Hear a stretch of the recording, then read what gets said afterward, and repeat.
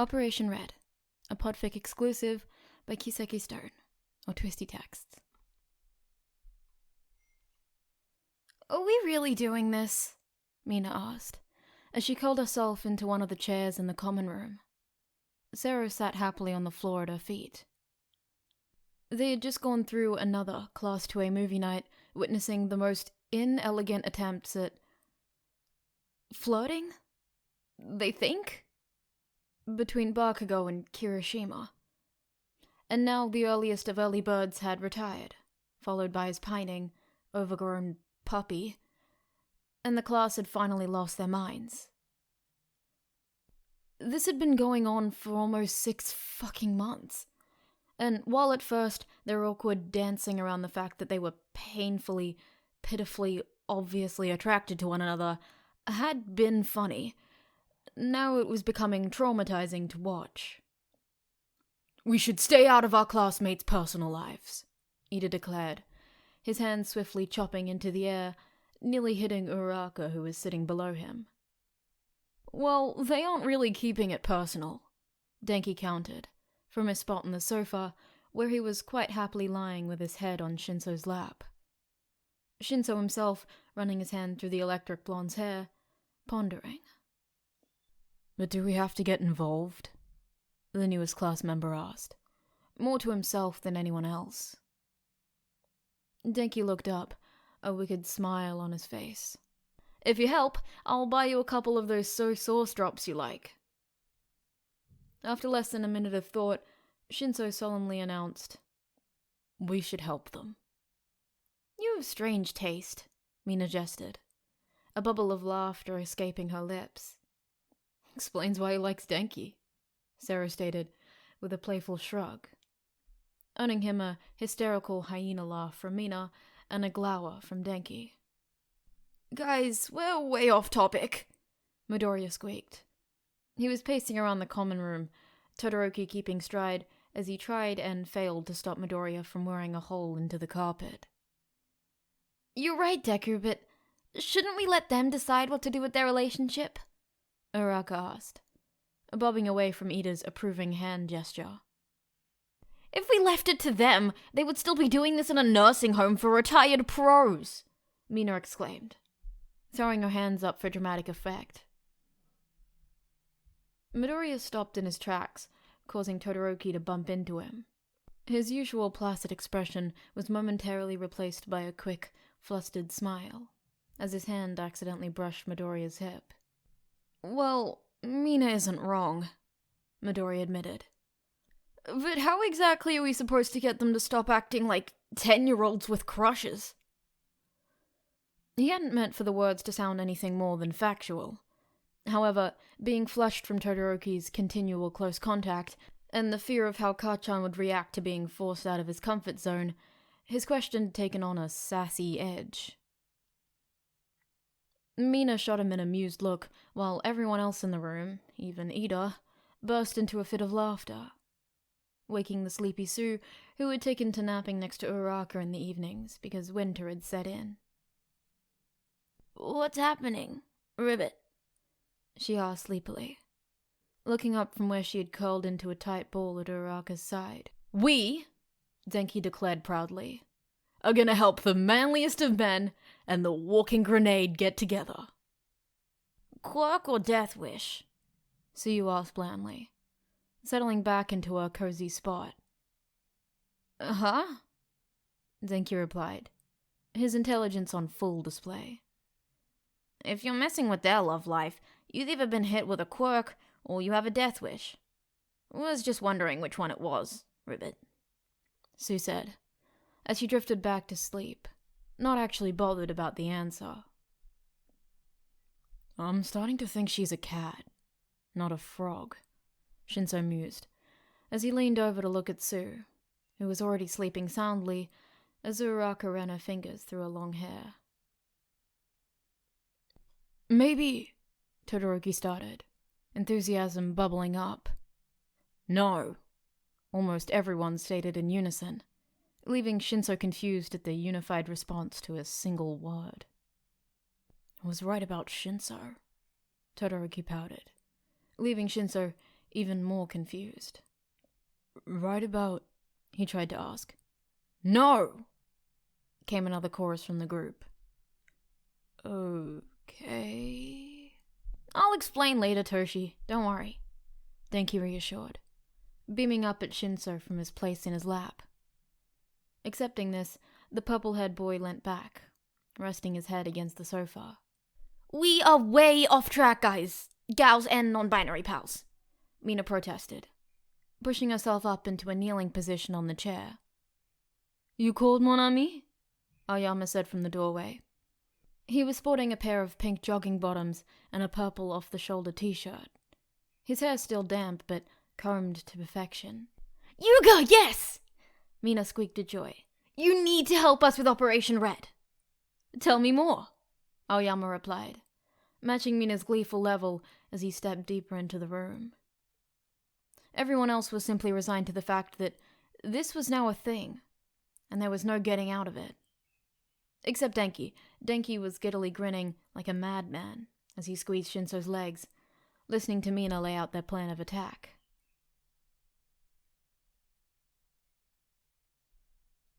The next day came, and Stage 1 of Operation Red was put into effect. This required Ida, Shinso, and luck. The luck came in with Aizawa. If he was in a more apathetic or agreeable mood, their plan would work. If not, well, then Shinso could always play the Sun card, if Denki could persuade him. Fortunately, Aizawa had come into class to find all but 2 of his students early and sat quietly. This helped, especially when Ida and Shinso, the latter convinced by Denki with a promise of a date to a cat cafe, asked to speak to him. What can I do for you?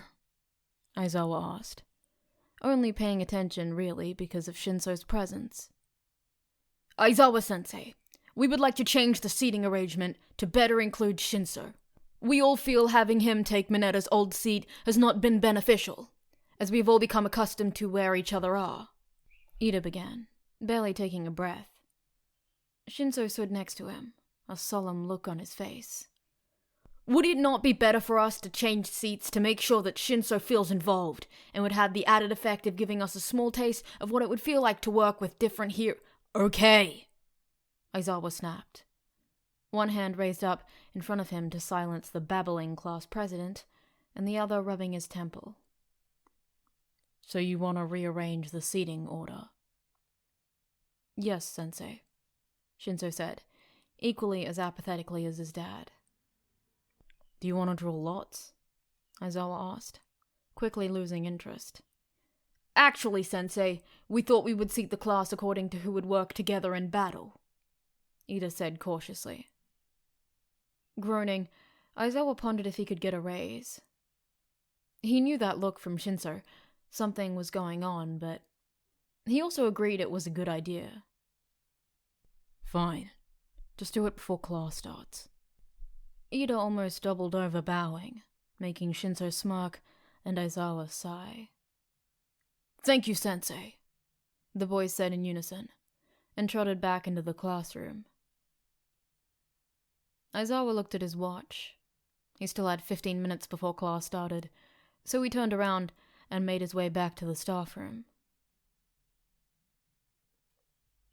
Seru was now in seat 1. Next to him was Mina in seat 6, both fighting the urge to hold hands. Jiro and Momo had happily taken seats 11 and 16. Aoyama had moved back 1 to seat 2, and next to him in seat 7 was Ida, the pair wondering why they'd been sat together at all. Midori had been shuffled over to seat 12, his skin an alarming shade of red, and Todoroki had the unfortunate task of taking seat 17. Bakugo's seat. In seat 13, Toru was so glad she was invisible, because next to her, Ojiro was blushing furiously as he sat in seat 17, being one of the few not privy to the plan prior. Shoji was in seat 4, trying his best not to sprout random limbs out of excitement as Tokiyami sat in seat 9, internally begging Dark Shadow not to out his gay panic. Shinso was pretending to doze off in seat 14, while watching Denki in seat 19 debate if he would shock Ojiro if he played with his tail, which was swaying methodically in front of him.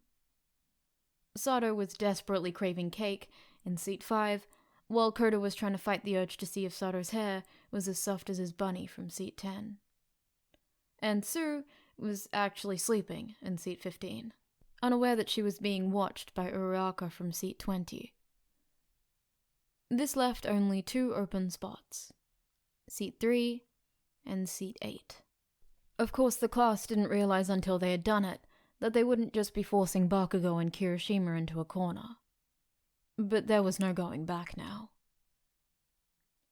Oi, icy hot! Get the... Bakugo started when he noticed Todoroki in his seat, before he took in the whole room. What the... New seating arrangement, Todoroki offered helpfully, and the class silently saluted their brave comrade. Icy hot, get up! Bakugo snarled. He liked his seat. It was close to the window, and he could see the board through Invisichick. Oh, she wasn't there. He took one last look at the room, and it clicked who he would be sitting with when he saw Kirishima sitting down in his normal seat. With a small growl, he stalked over and planted himself in seat 3.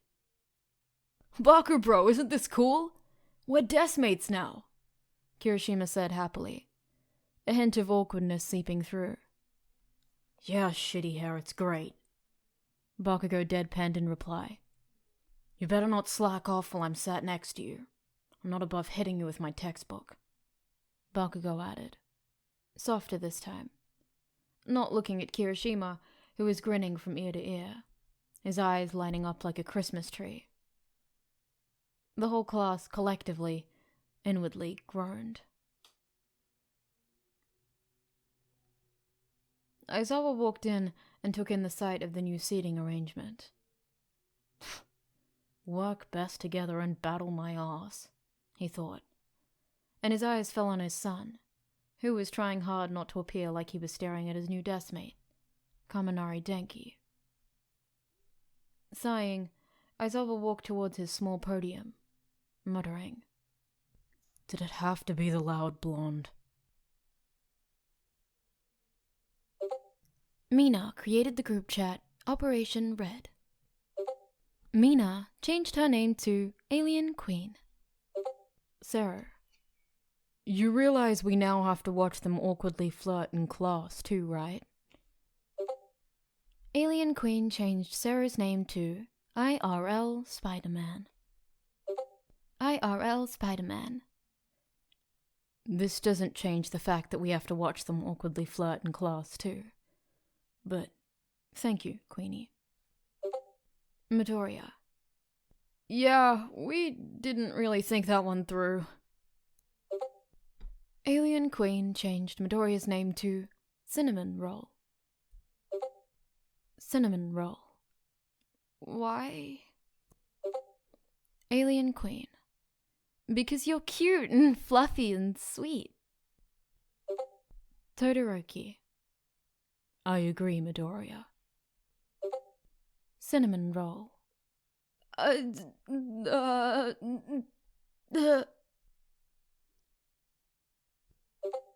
Alien Queen. Holy! Todoroki, you killed him! IRL Spider-Man changed Todoroki's name to CRK. CRK. What?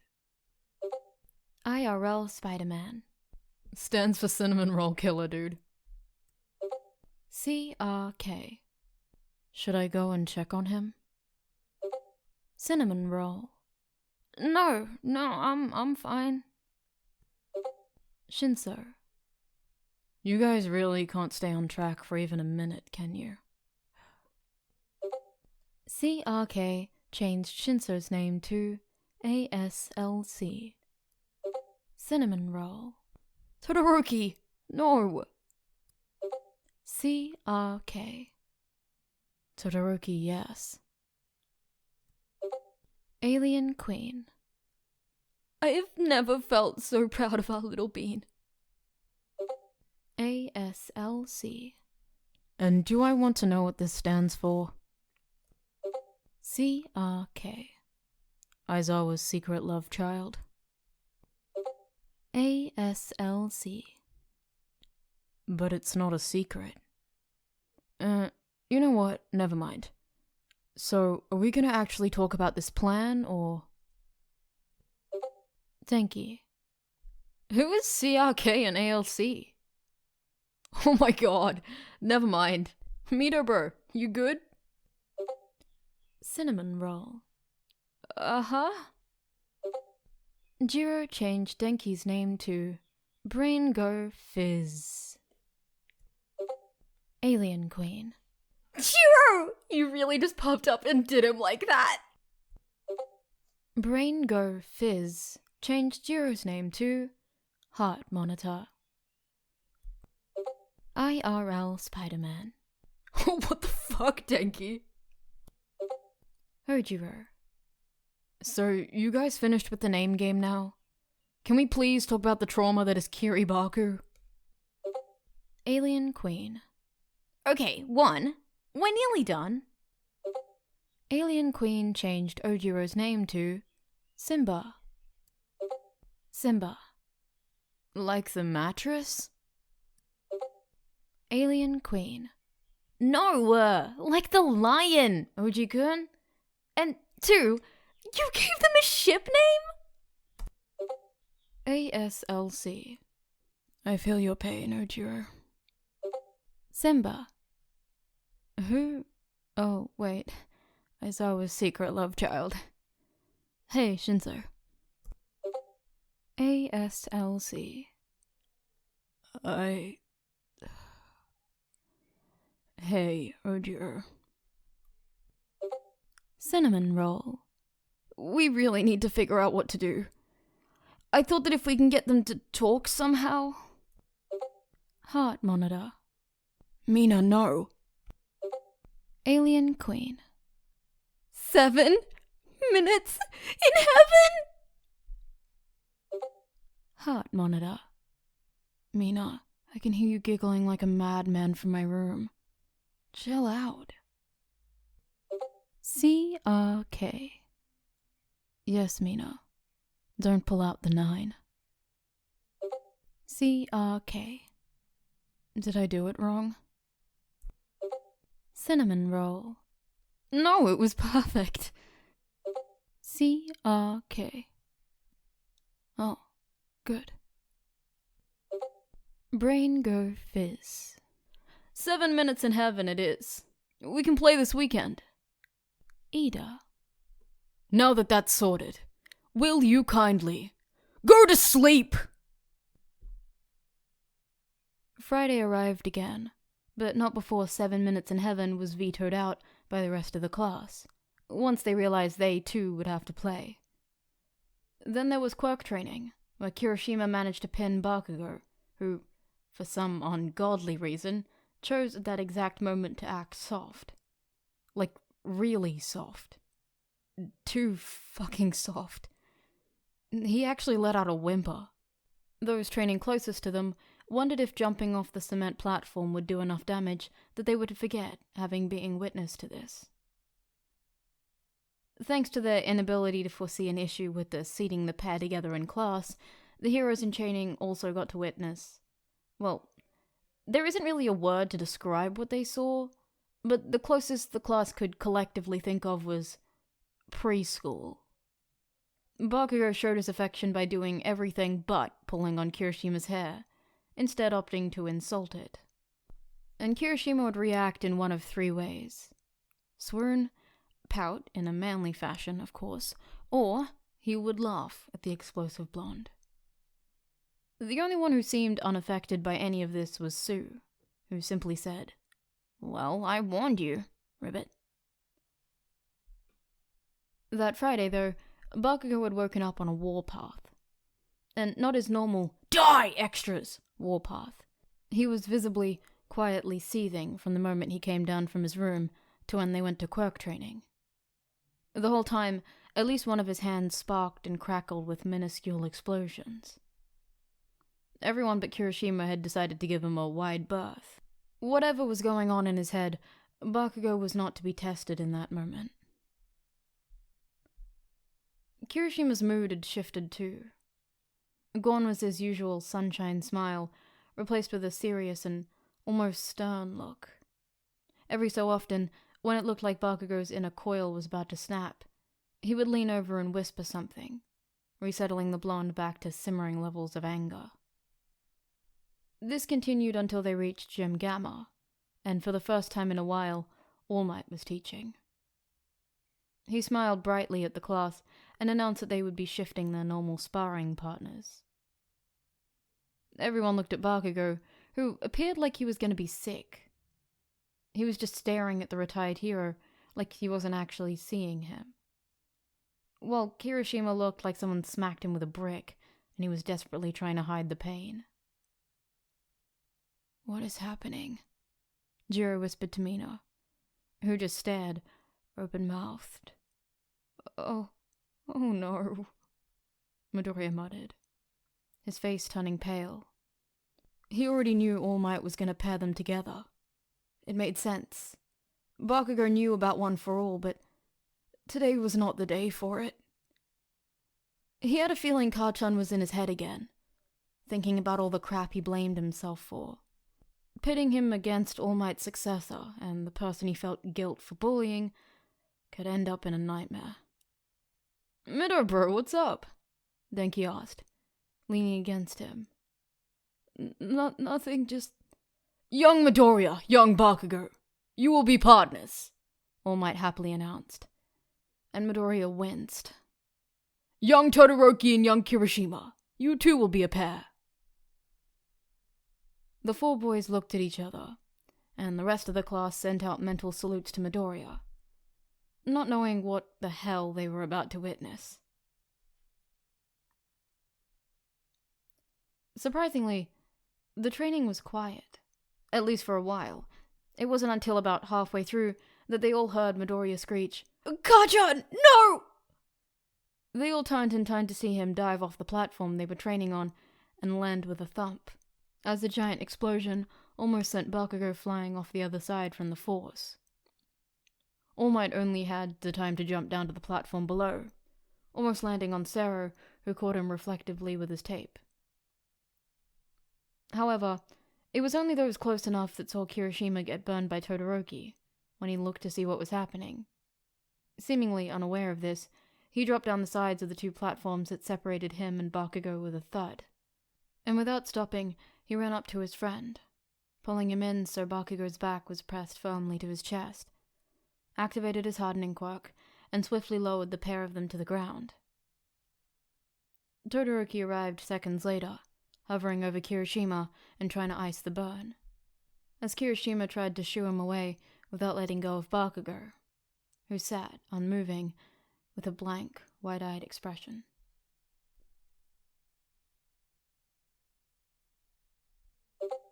Operation Red group chat. Brain go fizz. Mido, bro, you alright, man? Also, I know it's not the time, but Sue, you owe me 1,000 yen. Frogger. Yeah, I'll give it to you tomorrow, Ribbit. Cinnamon roll. I'm fine, I landed well. I'm more concerned for the others. And why does Asui owe you money? Frogger. Sue. Cinnamon roll. Sorry. Why does Sue owe you money? Brain go fizz. Better question. How did you know something was gonna happen before it did? Cinnamon roll. I can't say, but it has nothing to do with this. Alien Queen. Holy hell, guys! IRL Spider-Man. Please calm down, Queenie. Heart Monitor. Please stop screaming, Mina. Toru. Sorry, that's my fault. Alien Queen changed Toru's name to Nala. Nala. Why? Alien Queen. You'll see. Simba. Why is my phone going nuts? Alien Queen. Hey, Oji-kun. Nala. Simba. Hey, Mina. Who? Oh. Hey, Toru. You okay? Heart monitor. Toru, focus. Why was Mina squealing? Brain fizz. Don't tell me! We did it? Alien Queen. Yes! Toru saw them kissing outside the dorms. CRK. I'm glad to inform you that Kirishima's burns have been treated, and Bakugo is back to his normal level of angry puppy. Cinnamon roll. Can't breathe. What, Todoroki? Brain go fizz. Angry puppy. ASLC. The fact that you don't even realize that you're doing this makes it so much better. I need to teach you how to prank people. CRK. I would appreciate this. Brain go fizz. Toshi, no! He's dangerous enough with his memes. Frogger. I think it just hit Midoriya that Kirishima and Bakugo are together. Ribbit. Uraraka. Yeah, I think it broke him. Alien Queen changed Uraraka's name to High as a Kite. High as a kite. But isn't this Sarah, though? IRL Spider-Man. You didn't just... High as a kite. Yeah. Deku looks like he blue screened. What do we do? Brain go fizz. Todoroki. CRK. Yeah. Brain go fizz. I think if you gave Mito Bro a hug, it will help him. CRK. I'll go do that now. ASLC. Kami. Brain go fizz. Yes, Toshi? ASLC. I have never loved you more. Frogger. Well, Midoriya's dead. Ribbit. High as a kite. No, false alarm. He just fainted. Simba. Poor Todoroki. Nala. So, I've been spotted by Bakugo. And he is pissed. Say nice things at my funeral, please?